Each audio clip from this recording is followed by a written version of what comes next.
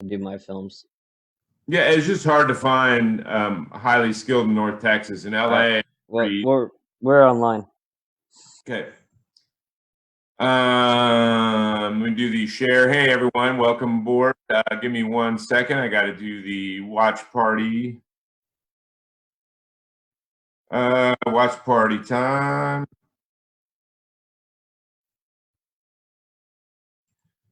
Okay, type. He left all social media.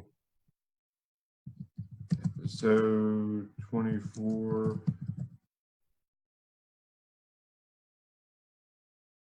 Well, he would need my social.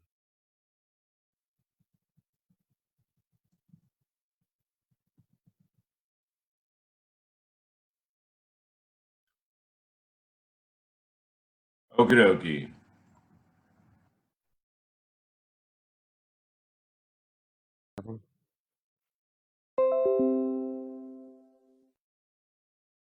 All right, dude. How come I don't see us on the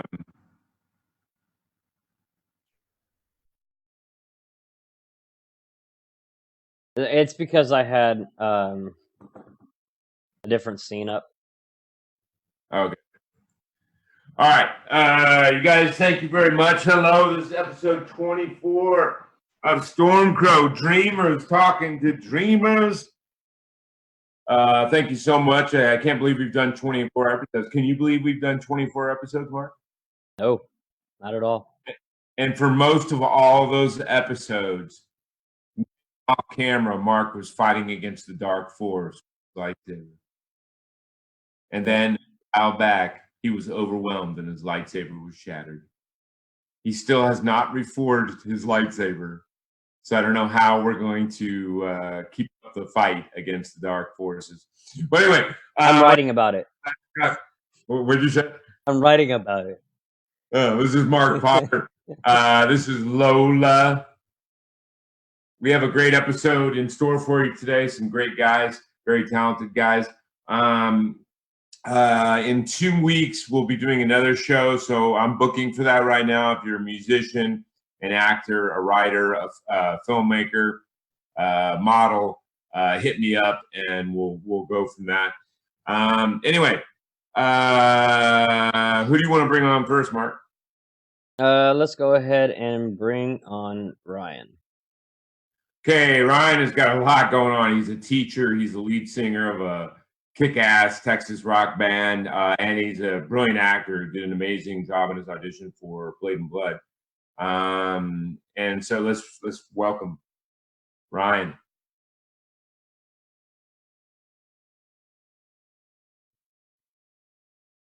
What's up, buddy? Hey. Okay, so let's bring in our other guest. Kerry Graves is in a InXS tribute band. He's also an actor. It's this kind of musician acting night tonight.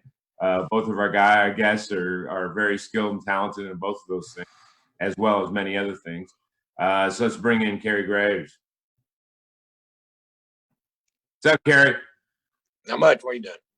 Good. If you guys haven't met, this is the star of the show, Lola. Yeah. Lola, there he is. Yes, there she is. Okay, guys, we're gonna jump right into it here. Start with Ryan. What is a project you've done in the last couple of years that you're really intensely passionate about and really excited about? Well, I've really been working on one is acting related and one is business related. So Monochrome, the Chromism, is a project that we've been really working hard on and pushing. Right now it's in the film festivals. It's directed by a guy named Cody Zine, a really talented guy here in Dallas. And it's doing incredibly well here on the film. What's the theme of it? It is short or what's that? Feature film, short film? It's a feature film. It's a feature film, yeah. So it's about a dystopian future, all right? And it's shot in black and white and color. So it's basically seen from how different people see the world and their perspective is truth. So who is different is seen as a threat, understand? And who that is they're the ones that are in color. So instead of embracing them and embracing how different they are and how unique they are, My character is out to shut them down and So eliminate this is kind them. of a post-apocalyptic play Yes. cover schematic off of like Pleasantville. Kind of, yeah. And so we're working on that. We actually, and since this is a feature film right now, Cody is talking with Lionsgate to distribute it. And they said, well, the deal is to do that, it's got to be X amount of time longer. All right. So we're shooting this thing last year. Saturday, I'm talking day after tomorrow, we go in and we have to shoot again to be able to create another scene. Yep. So we got to be able to do that to, accommodate what they're looking for. Right now, I believe they want it to be, I think, 78 minutes. I think that's what they want. Yep. So that's only an hour and 20 minutes or whatever. Yep. And you even hit an hour. What is it? What is it now? I think it's something like 64. Well, that's kind of a really short feature. If you're doing. Agreed. Because he actually was going to do it as a short, and so what he did instead of doing that, he took it out to a full feature film.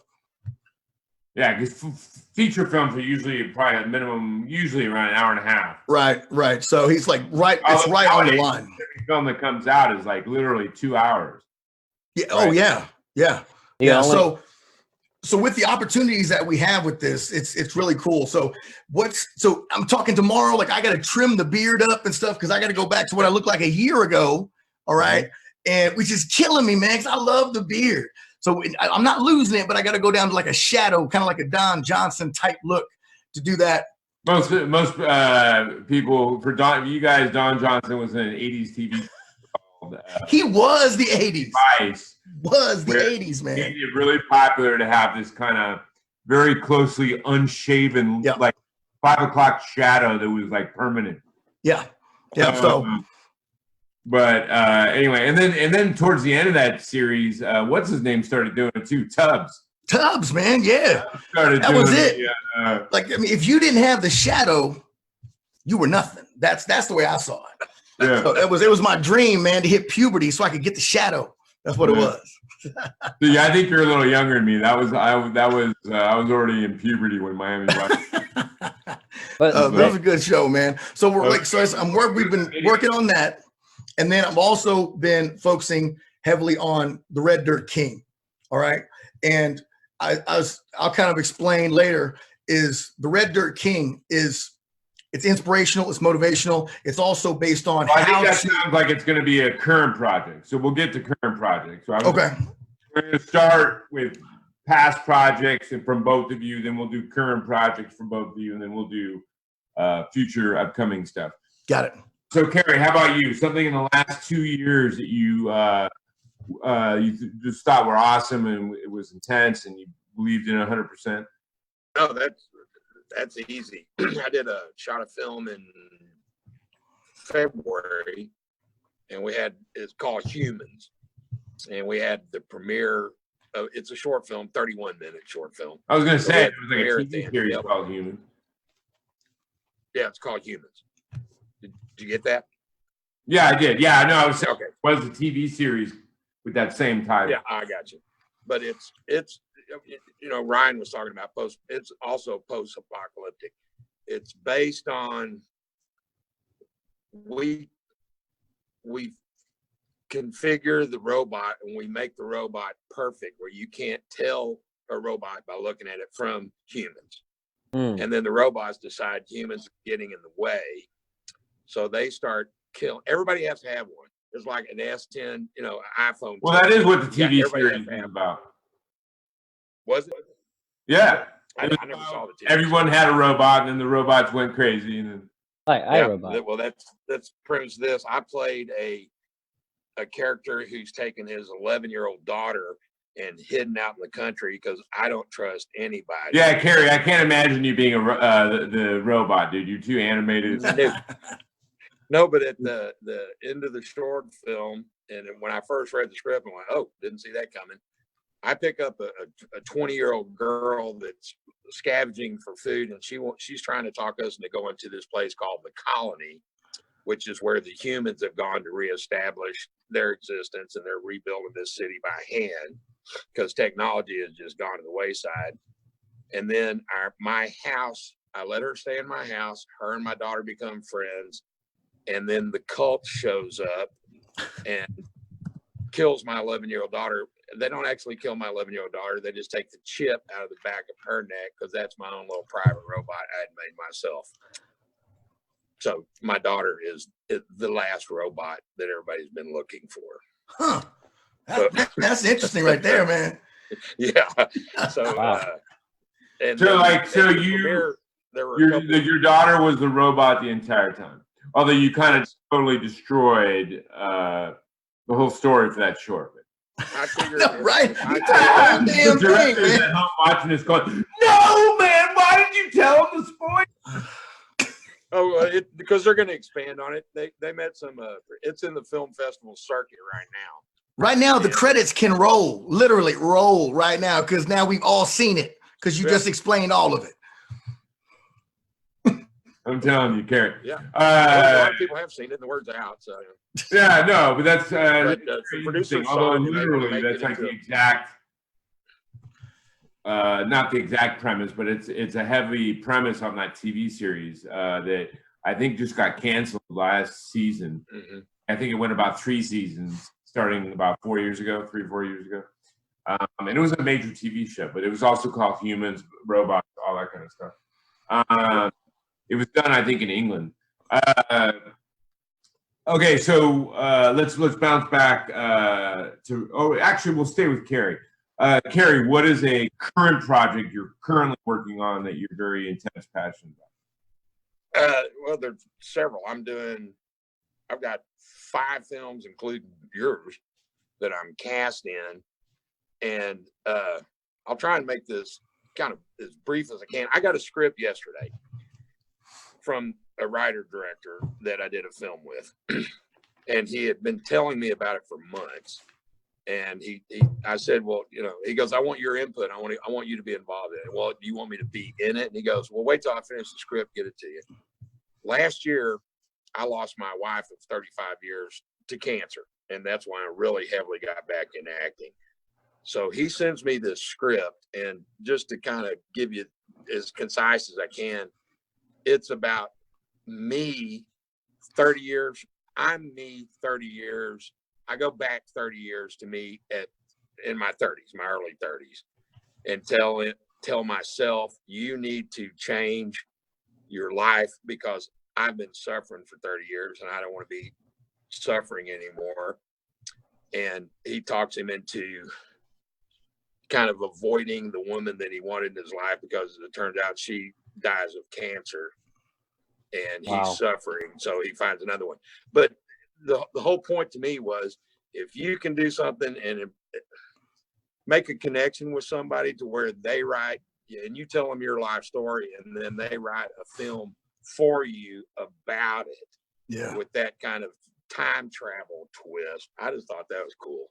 That is really cool. What an honor. It was very beautiful. So yeah, I'm excited about it. I just got Script is not easy to write. So a script is depending on the script, is a good month to 2 months to some people longer to write a script. So that's a very good friend. It seems like Lola. Obviously, Jay, what are some of the other scripts scripts about right now? What are some of the other things you're working on at this moment? Well, I had, if you knew the number of people that came up to me when I played with my band in Texas, House of Blues, and they're like, "You're playing the Candyman and Blood and Blade?" Yeah, there are a lot of people talking about your film right now. And I'm excited. Are you trying to say that there are people out there that literally are talking about my film? Yeah, that's exactly what I'm saying. I'm not trying to. It is people I don't even know. Oh yeah, people don't know you. Have them fund it. It'll only happen. I was ready to say, man. I've talked to some people. I had lunch with a guy Tuesday. We'll talk. No, I mean, that's very nice. I think you mentioned something like that too at acting workshops, that people were talking about it or something like that. Is this like separate? Yeah. It's that, but to have people, because when you congratulated me on getting the part and put it on my page, I've got 3,000 people that follow me because of my band. So they came up to me at the show, and they have made the connection on the little short film and all that, and they're just excited that I'm playing that kind of character. The Candyman. Yeah, I mean, Candyman, I would have to say that originally I had planned this film to be just sci-fi. And then people were reading it, and people kept saying, "Oh, I really like your horror." Like my horror. I'm like, well, the only thing it's always good to have a likable horror, man. I mean, if you're gonna have one, have when likable. I wrote it, and my intention was not to have anything horror in it. It was post-apocalyptic sci-fi, but I kept having people over and over and over again reading it and saying, "Oh wow, that horror was great." I'm like, horror. It's all of The abuse, like some of the abuse issues dealt in the script, which I can imagine some people looking at as horrific.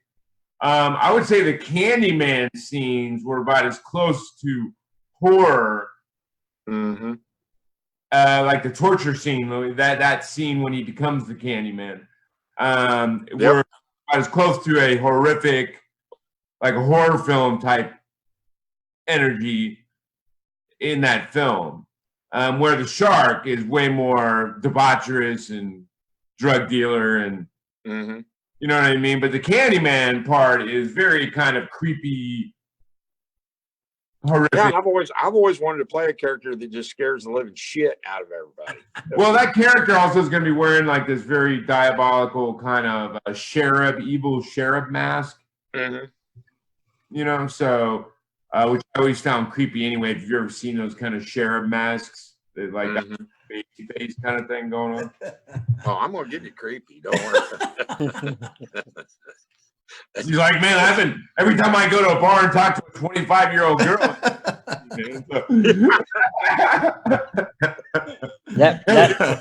This is where I realized, I think, the first time I got old, I was like, I think 33.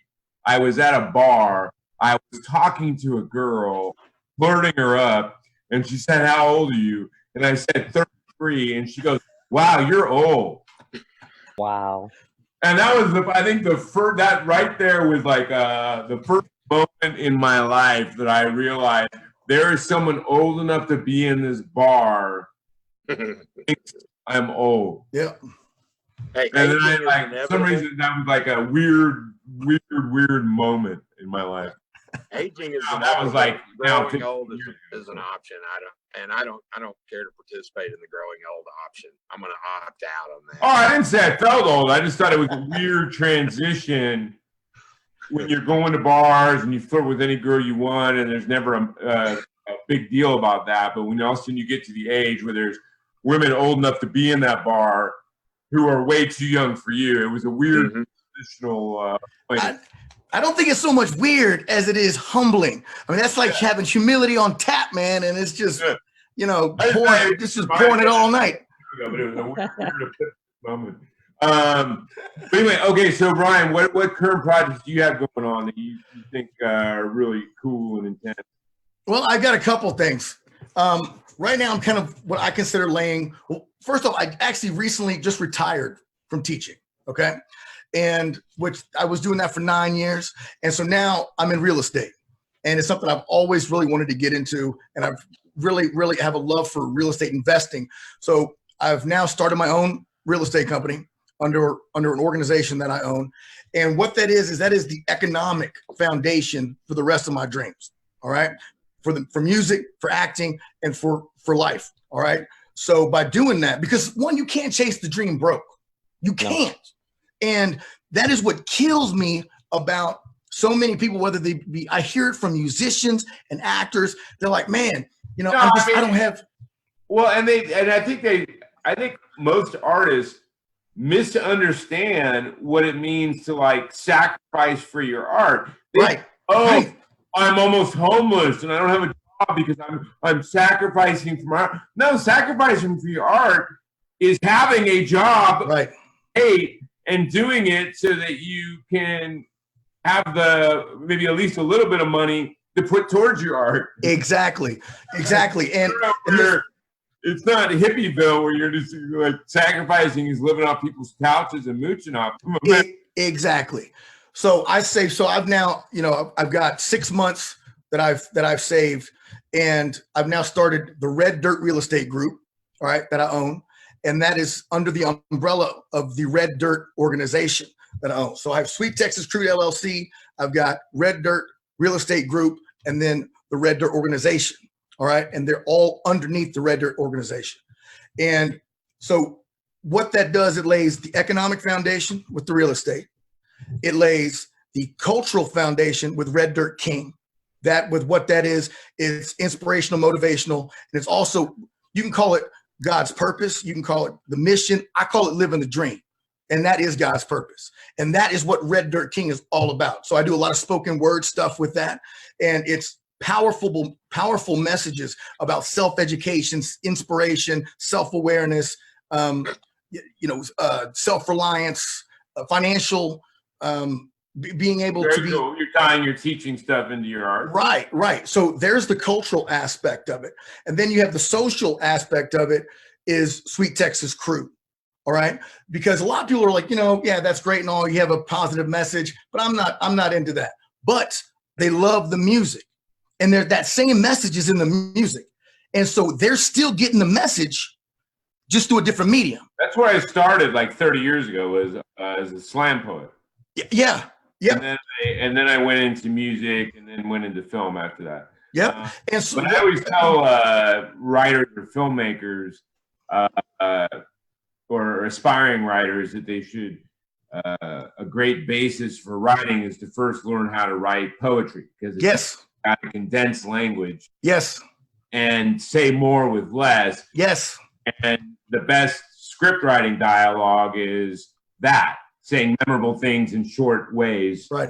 That are memorable. You know what I mean? Most great, not all, but majority of great films are remembered by usually dialogue, dialogue you remember out of that film. You know what I mean? Yeah, and so like what you're exactly right. And that's the beauty of music, and like Kerry knows this, man, is that when you have, I don't care how good the lyrics are, okay, they could be the best lyrics in the world, but if it does not have the proper music behind it to have that emotional impact, you're lost. If you got the greatest guitar solo in the world, but your lyrics suck and you don't have the voice to bring the impact, to bring that together, it's lost. You've got to bring it all together. Yeah, but I mean, it relates to film as well. But yeah, absolutely. Like Tarantino. Like, I don't want to be Mr. Pink. You can say that to almost anybody that's ever watched Tarantino films. Will know what you're talking about. Yeah. Or, dude, he peed on your rug. Together, man. You know what I mean? Like, these are the films that people remember because there's dialogue they remember. Yeah, exactly. I mean, most great films. I mean, some films are you just watch because their cinematography is just amazing or whatever it is. But most films people remember it because they remember like a line or some words. What did the Bible I think say? In the beginning there was the Word, and the Word was God. The Word was God. But anyway, okay. So let's talk about. Did you guys share this, by the way, for your fans? Did you share it or no? I will. Yeah, same thing. I will. I'm on. Just so your people on your page are going to be able to see it as well. And then that way maybe we can get some of them commenting and stuff like that and see if hearing you. I mean, again, as I said, this will be recorded so you can share it as many times as you want. People, you can download it, whatever. Let's talk about the future. Ryan, what is the future project that in the next couple of years you'd like to do that, again, as I said, you just think will kick ass and you're really excited about? Well, building the Red Dirt Empire, man, that is what I'm working on. And that is what I see in the future. And that's the best way I can put it, is the Red Dirt Empire. And that is, by that, I see within 5 years is having massive influence and significance culturally, economically, and socially through these mediums. And what I would love to do being a part of that, because especially acting, when you do film, man, that creates a platform for me to be able to talk about whatever it is that I'm doing.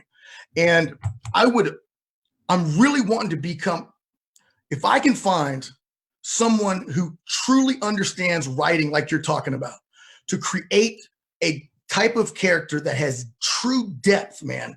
And love to find that director and that writer. And I definitely see that kind of stuff in you. And that's what I really appreciated about something like the character of Shark. It was depth to it. And well, I try to write that for every character. yeah, and that's what I'm saying. I see that in it. All right. Yeah, but you're right. There's a lot of throwaway characters and a lot of scripts that don't have. Yeah. So with what that's what I see when I'm working on is I see the big picture. It's not just this one project that I see.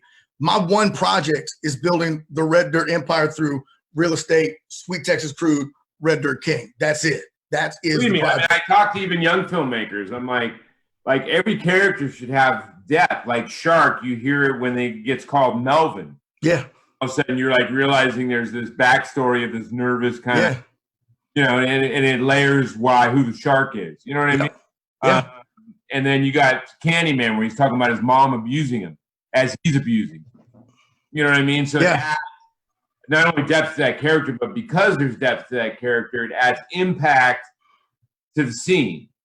Exactly. And impact to the story, and impact and depth, and people will care about this character, whether they like the character or not. They have actual empathic connection to that character. Yeah. Because it's a real person and not just a cardboard cutout that's been shoved in there and given some lines. Exactly. And you talk about Tarantino, and I just watched Django again, man. And I haven't seen it in a long time. And to see the complexity of that, with also, you have the witticisms within it, also the gore in it, and the storyline to it. It's awesome, man. I read an article about Django that, remember the giant fight scene where like 50 people are slaughtered? Yeah. So originally, the way he originally wrote that script, because I have a friend of mine who did stand-in for him on that film, there was supposed to be like 3 people that died, like 4 people died. So like literally, Tarantino went from 3 or 4 people to all of that as shooting it. Yep. I need more people like coming in. I love it. And literally, and then like all of a sudden, got to the point where he was like using the bodies as like a barricade. Yeah, man. I love it. Funny that when they went to go start planning that whole scene and shoot it, there was only originally written for like 3 people to die and only like 3 people to be in there. I loved it the way it was. Whatever, like 30, 40 people or whatever the hell. But he does that a lot. You know what I mean? Like, he likes that impromptu stuff. I remember originally when he was shooting Kill Bill 1. Is it Kill Bill 1 where she fights in Japan and kills all like the fucking 100? Kill Bill Volume 1. Yeah, kills like 100, and that wasn't supposed to be that many. The 88s or whatever. And literally, they were supposed to shoot that in a week. I think they went to Japan to shoot that, and scenes came out because they were up on like 2 or 3 weeks, and they ended up spending 2 months there to shoot that fight sequence, man. Just that fight scene. He's 2 months just shooting that whole thing, man. But it must be nice. I mean, now the thing is, Tarantino though got where he was also. He always shot for a lot less than most other people with the same stuff. He always said, "Give me 20 million, I'll make it look like 80 million." Mm-hmm. He's very respectful of his investors' money, which I totally believe in. And I talk to filmmakers because I spent 8 years in LA making 5 days a week, 4 or 5 days a week, working in the industry on set. And most people like money like it's their mama gave it to them. You know what I mean? Like it was free money. And like to me, it's like I've always talked to young filmmakers. I'm like, you gotta respect investors' money like it's your own money. Yeah. You know what I mean? Like you gotta and then you gotta have accounting, and you gotta show them where you're putting the money in. You gotta be now. You want to make it great, so you don't want to be so frugal you're hurting the thing, but you also need to spend it wisely, and they're getting a pop for each buck that they're spending on. Right.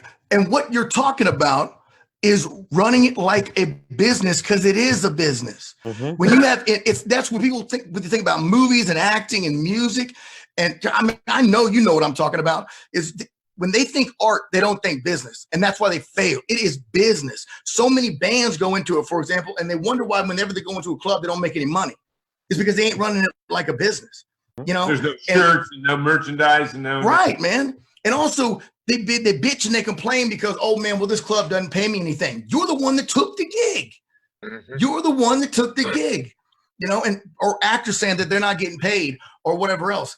But like that was in the job description. Right, man. I mean, that's like me saying being a teacher and me like bitching and complaining because I'm not making $100,000 a year. I knew how much I was making going into it. If I don't like it, go do something else or do it a different way. No, I say this all the time when I see on the Dallas film groups, and someone, a beginning filmmaker or whatever, says, "Hey, I'm shooting a short. I need actors to work for free," and you will literally have the trolls come out and start just bashing this person. And I'm like, going, just don't. Why are you even responding? Right.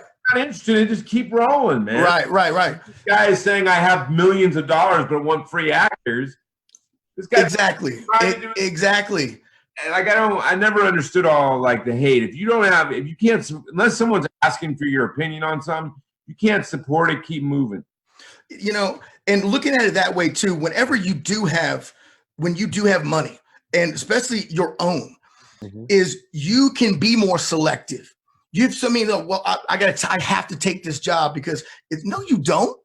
No, you don't. Like you said, if you have the discipline to be able to make sure you have the money coming in and the economical foundation to support and fund the dream, you only take what you know that you can believe in and what you can invest yourself in. Like Arnold Schwarzenegger, man, I am so inspired by his story. And I mean, he was a millionaire before he ever made films through real estate. He started his own construction company, and he said, I know the type of characters that I want. And so they would offer him dirt money because of his accent and all that kind of stuff. And he said, no, because he wasn't broke. He was making money coming from real estate. What's that? He did do Hercules in New York, which was horrible. Yeah. Okay, all right. Yeah, he did. But he sure didn't do it for the money. Let's put it that way. Yeah, that was his first film he ever did, and they dubbed his entire voice like someone else's voice for the whole film because his accent was so thick at that. He just moved to the U.S. and so I love his story though. Love his story. Universe and all that bodybuilding stuff. So, so what is a future project you got coming up in the next couple of years that you're really amped about? No, when I got back into acting last year after my wife passed away, I have a 2-year plan. And you know, you've got those friends around you that'll go, "Oh, I can't wait to see you at the Oscars." My goal, I want every time I walk into Walmart, I want the cashier just stare at me while I'm there going, I know you from somewhere. You know what that effect right now you're getting is like perfect. You're not meaning to, you're just getting bad reception, but that slow-mo froze right there in that moment of you talking, man. Perfect. I just want to be doing the same thing I'm doing now in 2 years, but on bigger budget, full-length feature films that are in 1,600 theaters. Yeah, that's cool. That's my goal. That's cool to hear that. I have a plan. I hear you, man. But it all starts with one. Like, I mean, I have scripts that require millions. So I wrote Blade and Blood to be able to shoot in a shorter, smaller budget, a couple $100,000. Well, you can't shoot now for less than $1 million. Filmmakers is they write scripts that they don't have. There's no way they're going to have enough money to shoot them correctly. You know what I mean? So I was around it so much. In step one and step two.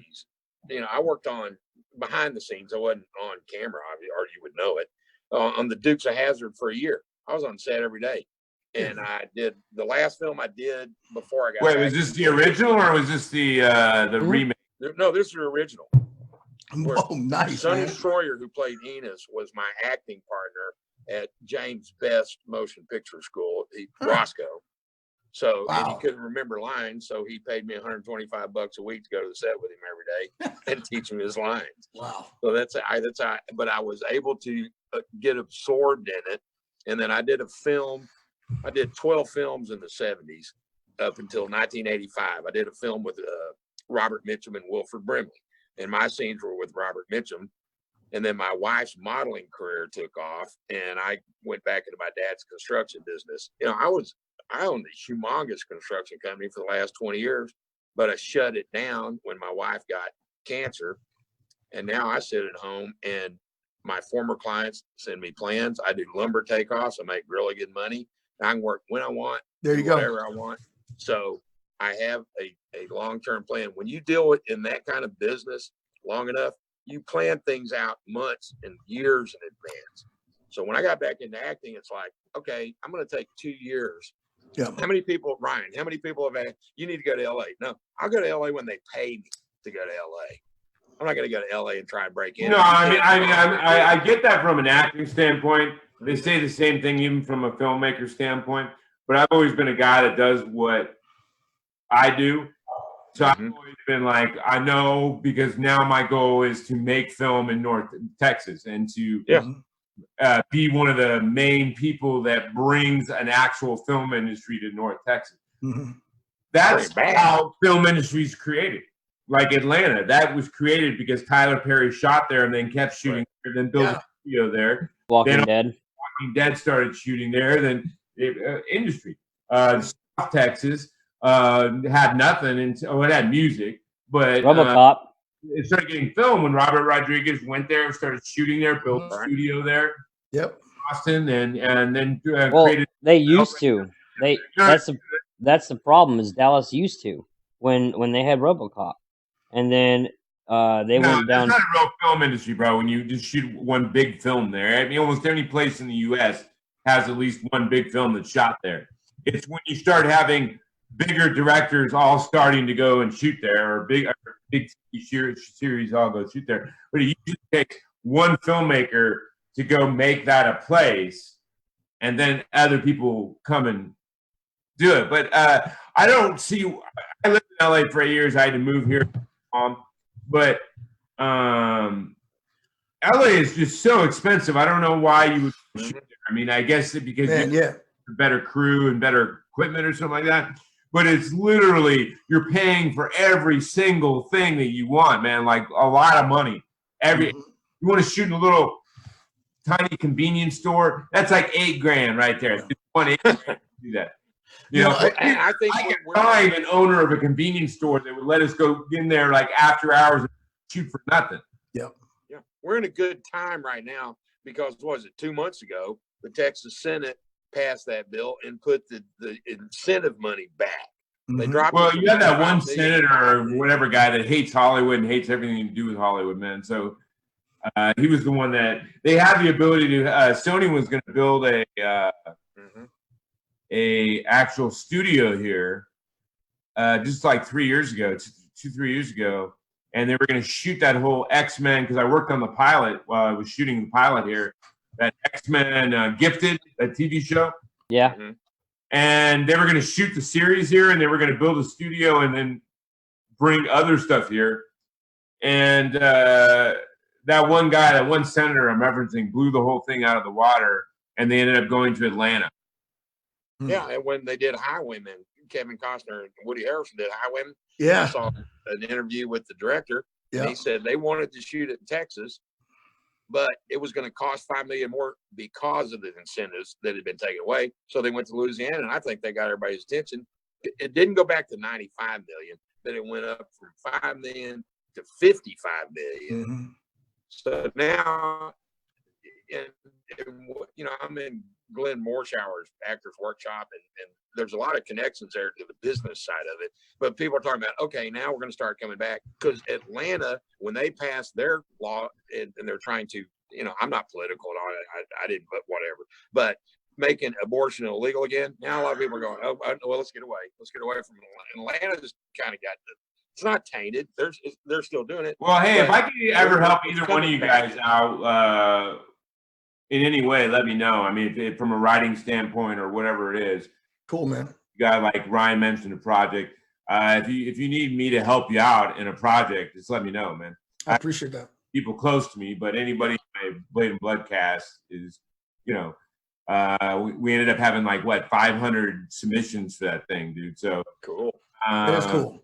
You know, if you guys need anything, any help in any way, if it's or just advice, let me know. We're gonna take a break, you guys. We're gonna take a 5-minute break because Lola's nonstop giving me the I gotta go piss look.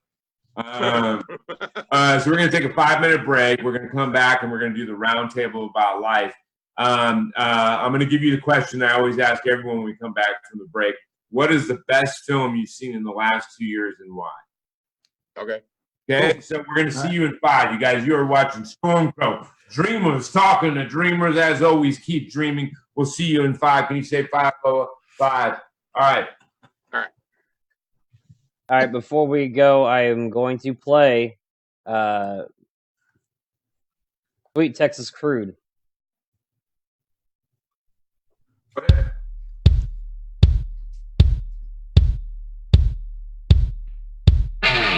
Play it again at the end. Yeah, I'm gonna go.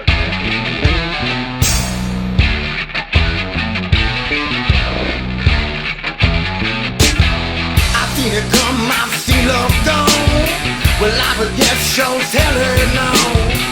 Promised land where my heart's been laid. I ain't Texas born, but I'm Texas bred. Hell yeah, hell yeah. Well, I ain't Texas born, but I'm Texas bred. Know what I want, hell I know what I need. Ain't what you say, but the blood that you bleed.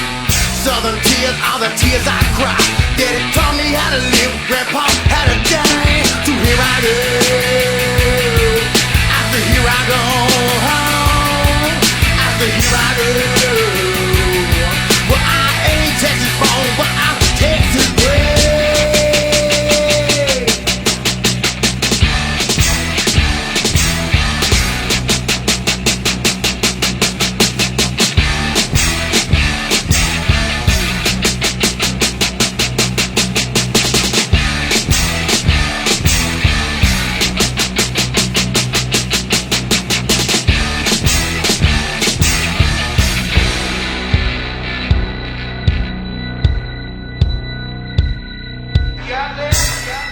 Listen to me now.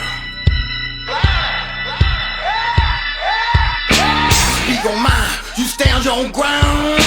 You from that roof till the sun goes down. I'm the fire, I'm the flame you fan. To hell with your king, I'm from Texas, man. Here I go, after here I go home. After here I go. Well, I ain't Texas born, but I'm Texas bred, baby. Here I go, after here I go home. Here I go, here I go.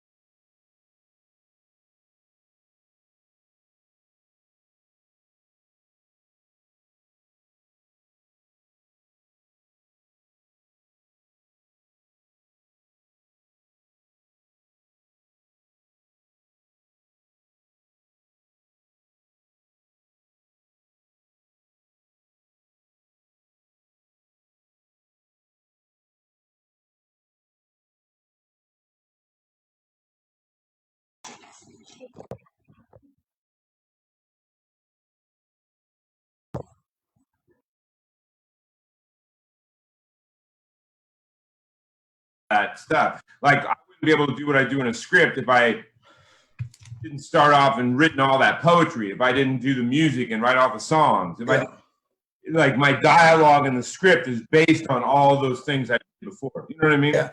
And I tell you, man, working on Monochrome, and Cody Zine and his wife, they wrote it. It's taken 5 years. 5 years. He funded it. They funded it all themselves. And I'm talking, they worked out everything from shooting in West Texas to whenever we shot the scene in the hospital in Dallas.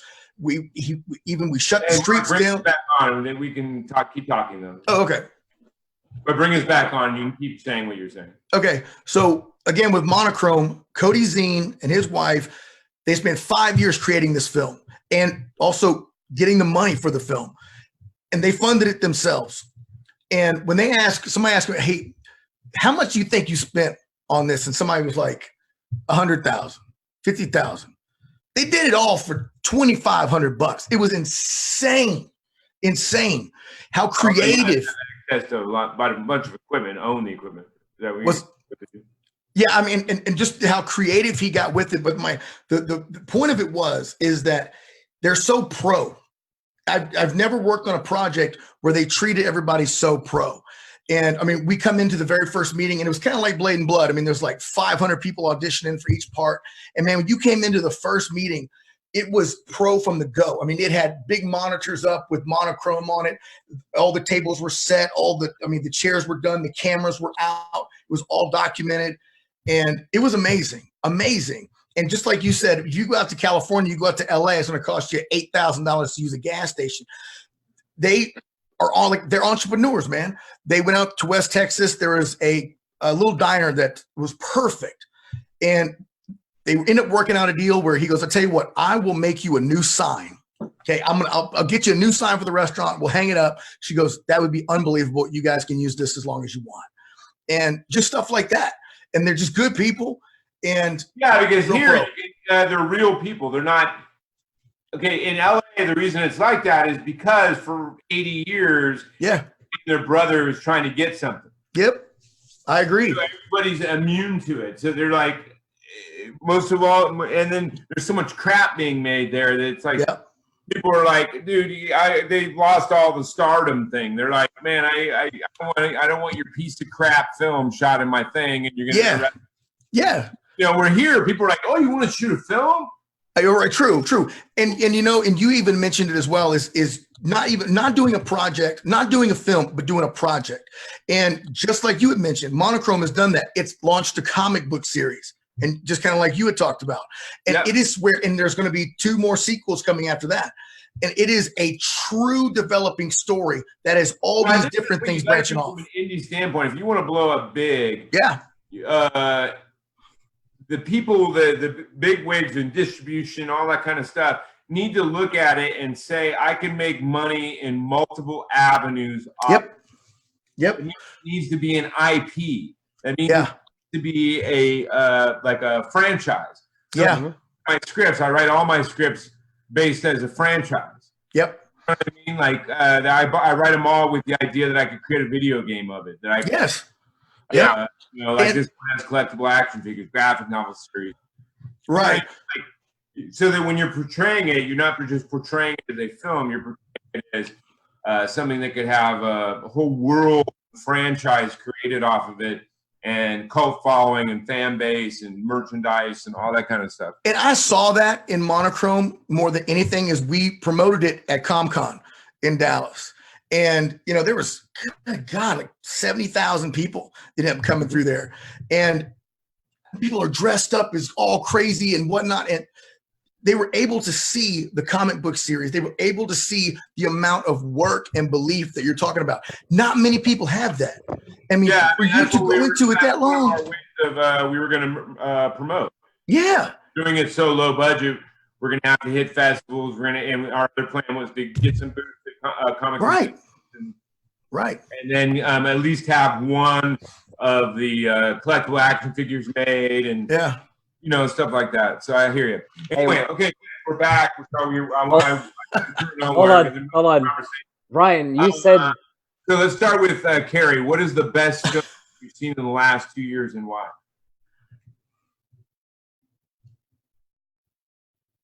Kerry, do you hear me? I never went to the movie theater in the last 2 years. Well, it didn't have to be at the movie theater. Could have been you watched it on HBO or TV or whatever it is. What's the best film you've seen in the last couple of years?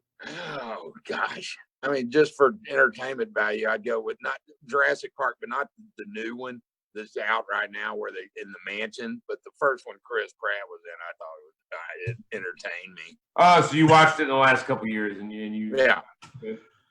I actually like that. What's his name? Chris Pratt? Is that his name? Chris Pratt? Yeah. Yeah. I like him. I think it helped him that he started off as an overweight character. Oh yeah. You know what I mean? Yeah. So I think that developed his acting skills a lot more.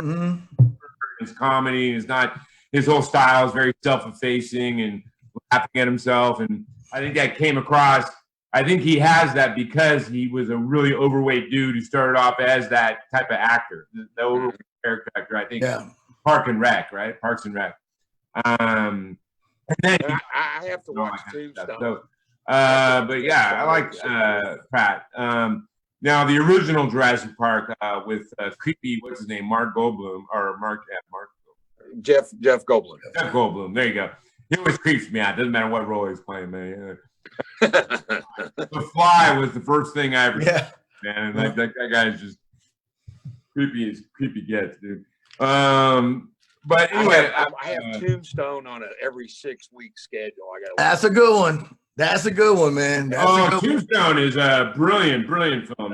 That was to me probably the best role that Val Kilmer, which got in the doors, is the best role Val Kilmer ever did. I'll be your Huckleberry. Say when. Yeah. I wasn't. Yeah, very much so. Okay, so Ryan, what is the best film you've seen in the last couple of years and why? Yeah, you know, it's funny. Kerry talks about how he doesn't go to the movie theater. Well, I got my ADHD is too severe to go to a movie theater, man. No, you sit with me. I got to watch films at home. I can't. So check this out. Because I get pause every 5 minutes and go do something else. Right. And but I talk too damn much. I know y'all already know this. So but since he said he hasn't hardly gone to a movie theater, check this out. I'm engaged, right? So I've taken my girl to one movie. That's it. We've gone to the movie theater one time. It was to see me. All right, we went and we watched Monochrome, all right, at the premiere in Oak Cliff. And I'm like, if you dump me, you ain't never going to meet another guy who takes you to see a movie to see him. It never will happen. So that was But probably about 20 minutes in, you getting antsy and waiting to hit pause, huh? I know, right. Or I just keep running my mouth and they have to tell me to shut up. So. Well, I literally, because I've had a shit ton of films and festivals, and therefore I've gone to festivals, and I always would hang out at the bar across the street.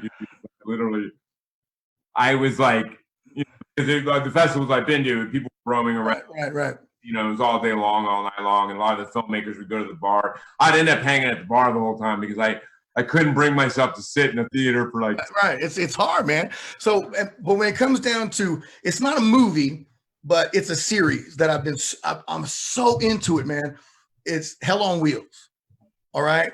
And Hell on Wheels. Tell me you've seen that, right? You know what that is? It sounds. Oh yeah. The Western. Oh, and see, it's really good. I mean, it's not. It ended, but it's really right. It's done. And see, look, it was really good. Yeah. I was a history teacher, right? I got my degree in history. And that is not just a Western. It truly lays out the history of the Transcontinental Railroad. And people are like, oh man, history's boring. History books are boring. History's not boring. People who explain history are boring. No, that was my favorite. History was my favorite subject in school because it was stories. Yeah. And this, I love it because it has the true anti-hero in it. And his name is like Ashton, something like that. I can't remember the lead character. Yeah, no, I know the guy, the grizzled guy. Yeah. And so great series. A beautiful anti-hero. I thought was amazing was The Boys. The who? Boys, Amazon Prime. It just came out. Oh. It's like Netflix. The whole season comes out at once. Yeah. It's like the anti-superhero, the negative like all the superheroes are a-holes. Yeah, yeah. Oh yeah, the boys. The boys, yeah. I just got fun done watching that, and that was so good. Yep. Lordy, man. And I like that because, you know, with Hell on Wheels, the guy is real. I mean, he's reluctant to do it, and he's the burden that's on the him. other actors are great in it too. Oh yeah, man. Again, what we talked about before, all those roles were really layered. Yep. And all of them had good and bad. That's what we layered. Yeah. Like even the bad guys, you got to put something in them that people can relate to. Like there was a film not too long ago, like 4 or 5 years ago or something like that Johnny Depp did. And I could not watch it, bro, because there was no redeeming quality in the a-hole he played. He played like a big coke dealer of the 80s or whatever. Yeah. Blow. Was it Blow? Blow. Yeah. And I couldn't get into it, man, because literally his character had zero redeeming qualities from scene one to scene end. He was a complete and utter a-hole with wasn't funny even in a few moments, wasn't anything. He was just an a-hole from the beginning of the film to the end of the film. And I could not get into that film. Even if you're doing a film with an anti-hero or you're doing a historical or whatever, you gotta put something. They got to be funny sometimes, or like Goodfellas was so good, even though those guys were all a-holes, because they were funny. Yeah. Like Joe Pesci was funny. He was such an a-hole, but he was funny. Right. You know what I mean? Like, you got to put redeeming layered qualities of for example, Shark. Man. Yeah. Complete and utter a-hole. Yeah. But there are going to be a bunch of people that like the Shark. Yeah. And Crank. And the interaction between Shark, Crank, and Cyber. Right. And here's what I loved about the Shark is that, he was British.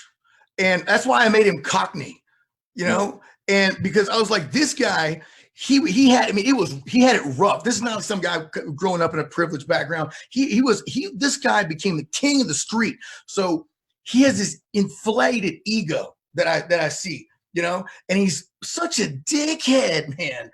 He really is, but yet somehow still endearing in his own way and still magnetic. He's charismatic. I mean, how the hell can he talk, to Crank that way? And Crank he's more than just his boss. He is, you can tell he looks up to him. He looks up to the Shark. He really does. And he belittles him. Shark a lot. Yeah. I did pick up. Yeah, I did pick up on that, man. Even the audition scene, that's the first thing that guy's doing, man. That was. No, I love how he introduced the Shark, man, where he's like diddling Cyber and there's Crank in the background, yeah, man. So that was fun. That was fun. You did the Shark at Cockney? Yeah. Tell me what I did, JD. What now? I threw it out there on Candyman. Huh? Well, I made the Candyman to be Irish, which is very different. I did it Irish. Oh, okay. And see, to me, I have one of my best friends was born in England. He's of Indian descent. All right, from India, born in England, and he moved over here when he was like 13 or something. All right, he was my guitarist for Sweet Texas Crew for a really long time. Super smart guy, and he just has a British accent. And let me tell you, man, everybody thinks a British accent's cool and all, but man, you get an argument, and he has a clean British accent, not a Cockney accent. When you get in an argument with somebody with a British accent, my God, they're so condescending. And you just want to beat the hell out of them because it's if they're talking to a child, they talk down to you. Throughout history, always wanted to punch an Englishman in the face. Damn, man. And I remember telling him, I'm like, if you don't shut your mouth, if you got something to say to me, you better write it down because I can't stand your accent right now. And dude, we would go to bars and we had our whole, we could pick up girls nonstop with his accent and me being the cowboy guy from Texas. It was just, it was cool. But I love that you took an Irish take on that because Irish, man, that is a hard one to do. That is Scottish is tough, but Irish is really tough. So I dig that, man. Okay, so let's get on with what we were going to talk about. Okay, so this is going to require a little bit of prefacing. Okay, so after 4 years ago, when we had the Democratic Republican primary and presidential election, and literally, I think Berkeley and Stanford both came out with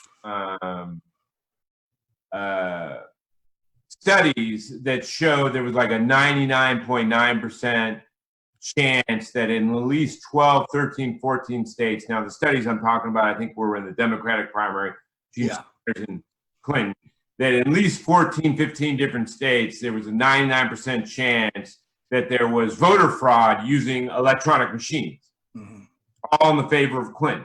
As soon as those studies came out, all because the studies primarily used the exit polls, people coming out of the election, and they were like filling out a thing saying who they voted for or whatever. As soon as those reports came out, all the exit polls were stopped in the last 9 states, including California and all that stuff. Okay, so, and there's always been a lot of hoopla that these electronic machines put in because it would made it easier to cheat with these electronic machines, which is very hard to do with paper ballots. You know what I mean? Because the ballots are literally right there in your hand, and you can go back and look at them and audit them and see. Okay, so hence right now there's a lot of going into the Democratic and Republican primaries in the presidential election. There's a lot of, after all the crap that happened, and there's a lot of apprehension about no one trying to rig any elections. So this watchdog group, this neutral watchdog group, and I read this. Neutral? Yeah, it's not one or the other. It basically just went all across the U.S. and just studied the electronic voting machine. And the reason they had done that is because all the states that use electronic voting machines had all come forward and said they're not on the internet. They're never on the internet. There's no way to hack them. You guys are being freaked over nothing. They're unhackable, whatever. So the watchdog group went and looked at all these electronic voting machines and all the states that use them.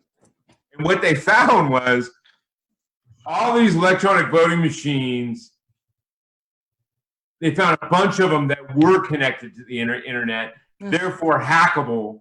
And all the ones, the ones they found and verified that they were voting machines, because the way they did it is they found the firewall attached to the voting machine, which then showed them that it was, which was a voting machine.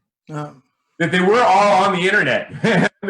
And the ones that they verified were voting machines were only in swing states. Yeah. I'm trying to understand. Now, they were saying, oh, this is just a mistake. This is actually, I'm like, it was a mistake. The only ones that were hackable and on the internet were the ones that were in swing states. That's like a very long coincidence. that the only ones that were on the, okay, so basically, if I'm gonna like set up an election to hack and to fraud the system and turn votes towards whoever I wanted to turn towards, I wouldn't do it over everything, because that would be very obvious and it would probably come up pretty quickly if they did it to every machine in every state was hackable. What I would do is I would go do the ones in the swing states, the pivotal states. Yeah. So I'm trying to understand, because this article was trying to be neutral and saying that this is probably just an obvious oversight or whatever it is. They basically were saying they found all the machines that are hackable, but they were trying not to blame anybody or say that there was any nefarious plan going on. They were trying to make a point of saying that we're not saying any of that. That's not for us to say. These probably are just mistakes. The point that they only found them in swing states. Right. Like, it was like Florida, Michigan, like literally only states that are like pivotal swing states. I think I don't know if I believe in that much coincidence, man. It's, my thoughts on that. First off, I love that they said that they're neutral. Hilarious. All right. That is the most biased neutrality that probably has existed. And then the studies coming from Stanford and Berkeley. of Well, all those places. studies I was talking about were from the last election. So, Okay, I'm like, that is as liberal gets, right? Now, to me, it makes perfect sense because if you release that now, let's just say, all right, they're hackable. I mean, look what we can do today. I believe, of course, it's hackable, man. well, it's on the internet. It's hackable. Man, right. Okay. So if it is, let's just say that it is, and they're in the swing states. And let's just say they are hacked in a way where I win. All right. And regardless of your political beliefs, let's just say it's the Democratic Party. It will not be released in the media that they got hacked. However, by putting this out there now, if with this already being said, Trump wins, all they're going to say is we got hacked.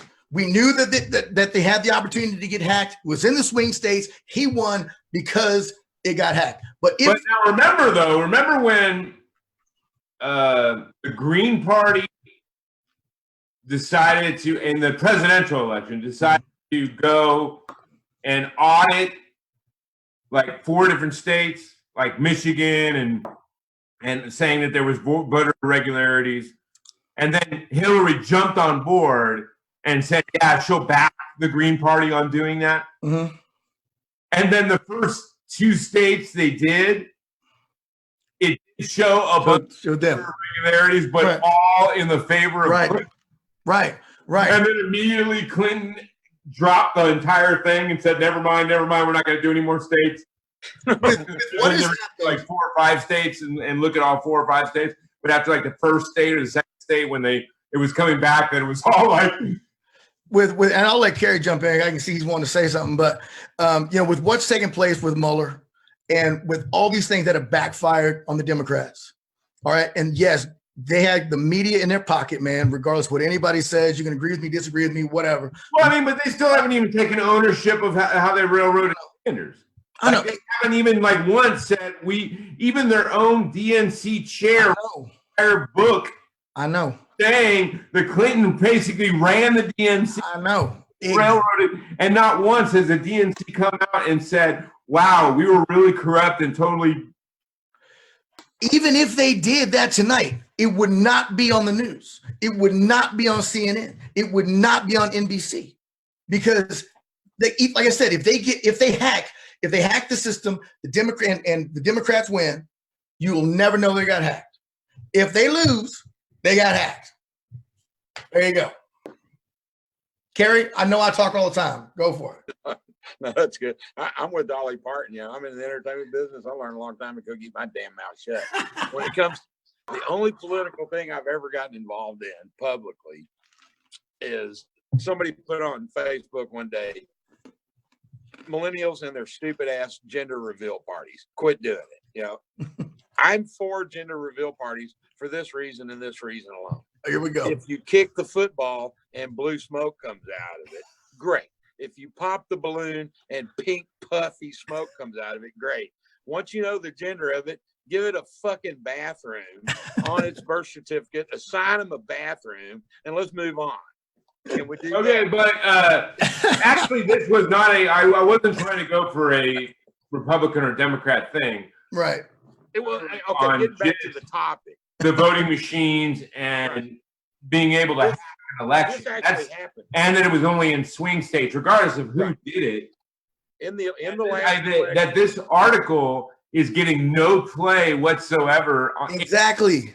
I know. I'm just like going, dude, this guy just straight up said, all of your election officials say that they're unhackable, and you're trying to get even more states who are still clinging to the paper ballots to start using them. Yep. And then this company goes and researches all of them and says, no, there's a crap ton of them all connected to the internet, so therefore hackable. No, if they're connected to the internet, and the story is getting no play whatsoever. I'm like going, man, you got one of the biggest elections coming up in probably recent history. Yeah. And you got someone saying that a bunch of the major states, their swing states, have voting machines that someone can go in and hack, and it's not getting any play at all. Yeah.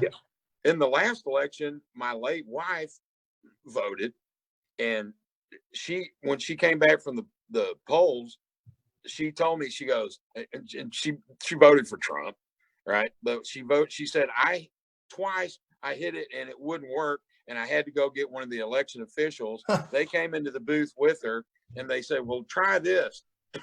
And she voted for Clinton. Oh my. And it took it. And she had to fill out about 5 forms stating that wasn't my vote and all that. But I thought, you know what, if this gets out that if you hit Trump, it doesn't work. Yeah. And if you hit Clinton, it works. Oh, hell's gonna break loose. Yeah. So yeah, I'm with you, JD. That I mean, but it's the same thing, man. It's the same thing. Like anyone they don't want, they're gonna manipulate it. Right. If you had a Republican that all the corporations loved, and you had Bernie Sanders, who's very anti-corporate on the Democratic side, I guarantee you there would be a bunch of corruption going towards whoever the other person was. I mean, like they don't want anyone that's anti-corporate. Yeah, well, whoever, regardless of whether they're hacked or plugged in the internet, it's whoever the guy that owns Amazon wants is going to win anyway. So Bezel's going to pick it. Because we can't live without Amazon Prime. I found this story like in an obscure place, and then it wasn't like getting. I think it came out like 4 or 5 days ago, and I hearing about it or seeing it anywhere. And I'm like, and this was like literally like a 15-page article using schematics from the company that owns the voting machines and explaining every detail of how a voting machine works and how you, and then all their studies that they did. And I'm like going, how the hell is this not mentioned anywhere? Yeah, I know. Coming up.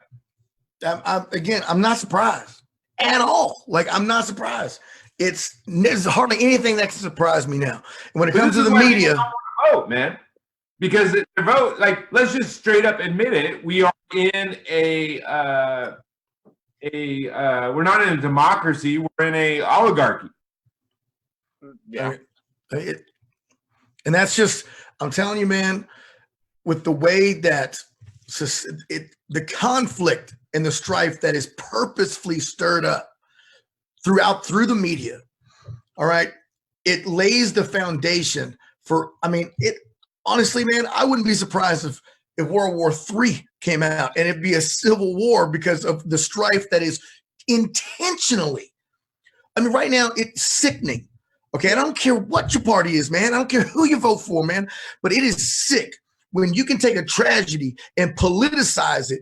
You get 30 people shot and you're like, all right, I can use this to my advantage and use it as political leverage. That makes me sick, and it's done every day. If there's another mass shooting, they're going to be, we can use this to our advantage. Yeah, and the part about it I don't understand at all is not once is it mentioned the true root and would actually put a lot of these suicides, mass shootings to bed. It's always guns, right? As opposed to free mental counseling for people in this country. But you're talking reason. Never talk about that, which would stop a lot of these. Of course, but what you're saying is reasonable. It's logical. That doesn't work here. That doesn't apply here. Of course, what you're saying is right. I'm like, dude, if these people, if you had dealt with their mental instability, then the gun part doesn't matter, because if they didn't have a gun, they'd take a ball, right. A knife, they take a. But how can I politicize that? How can I use that as political leverage? I can't. So I got to make it about guns. I'm not going to make it about the truth.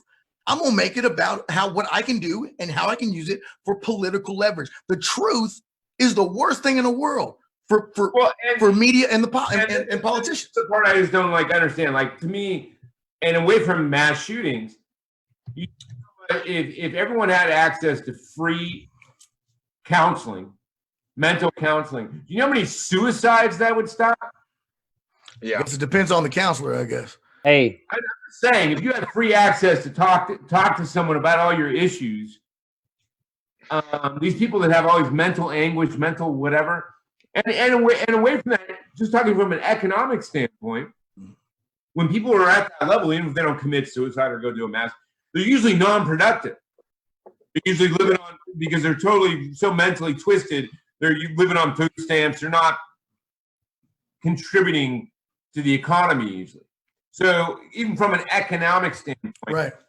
if you will help these people fix their mental issues as opposed to throwing antidepressants at them, then they become more productive people, therefore stimulating the economy and all that. You know what I mean? Like, So Yeah. I would like to put in something. Okay. All right. you China, finally fixed your lifesaver.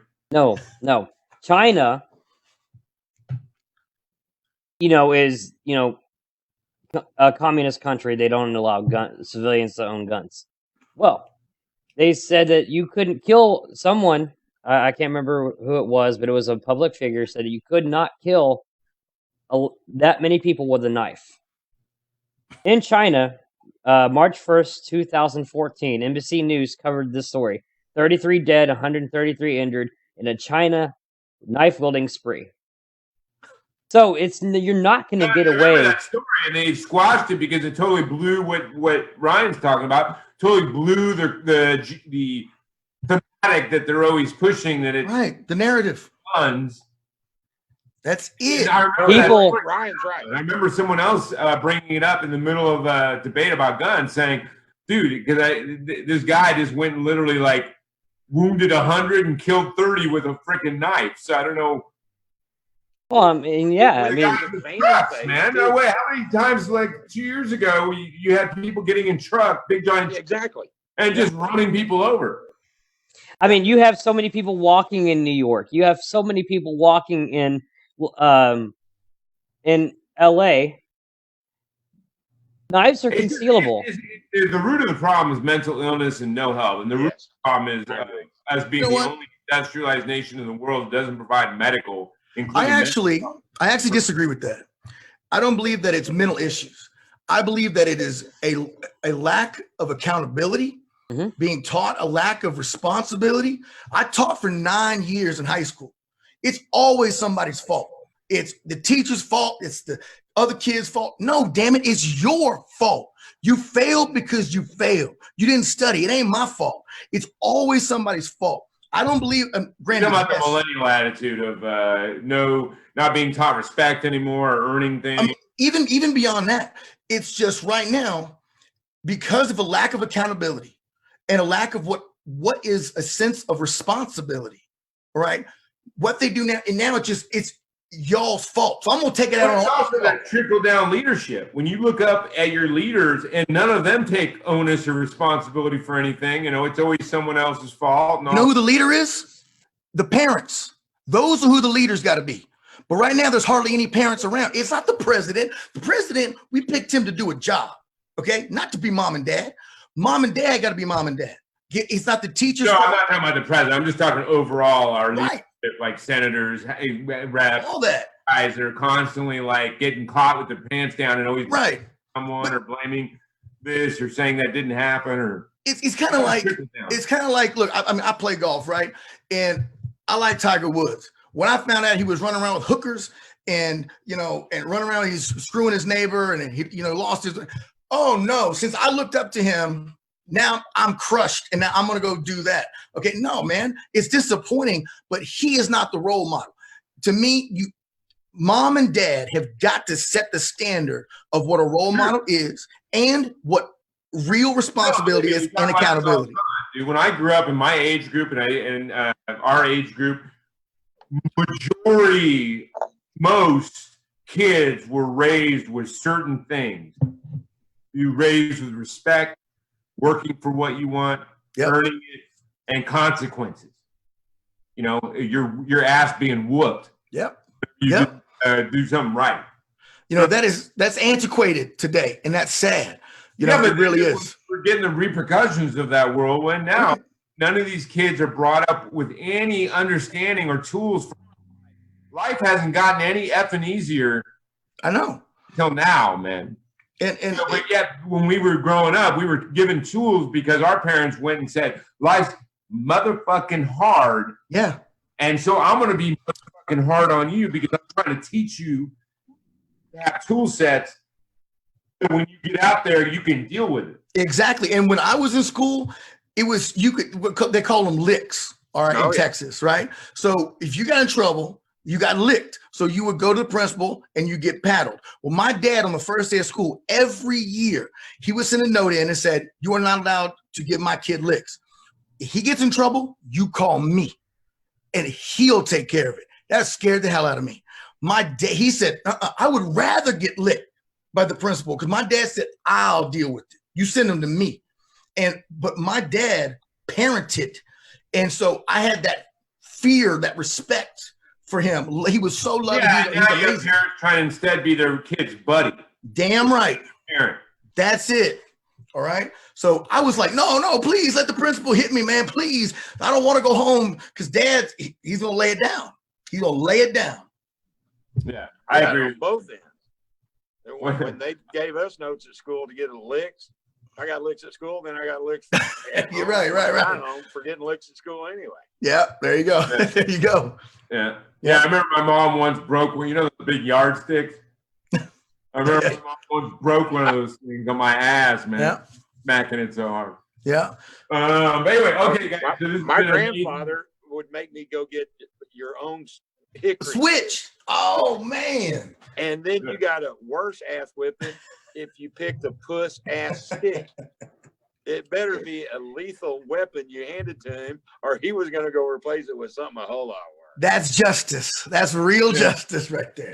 All right, guys. You guys, this has been an amazing night, but our time is up. This has been amazing conversations, amazing spirits. It's kind of sad that Mark still has got a shattered lightsaber. It's over. It's over. Oh my God, Boba Fett. Hey, you know how I was. So you know how you're talking about Comic-Con earlier? Oh wait, no, this is Stormtrooper. Is that Boba Fett or Stormtrooper? Mandalorian mercs. So I at one point in time I was actually a member. I was an unofficial member, working on getting member status. But yeah, this is the helmet right there. Wow, man, that's impressive.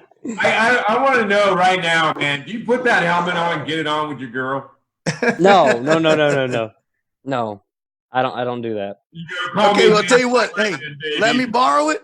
Let me surprise the hell out of my fiance, man, later tonight. That's what I could do. I'll rock that thing.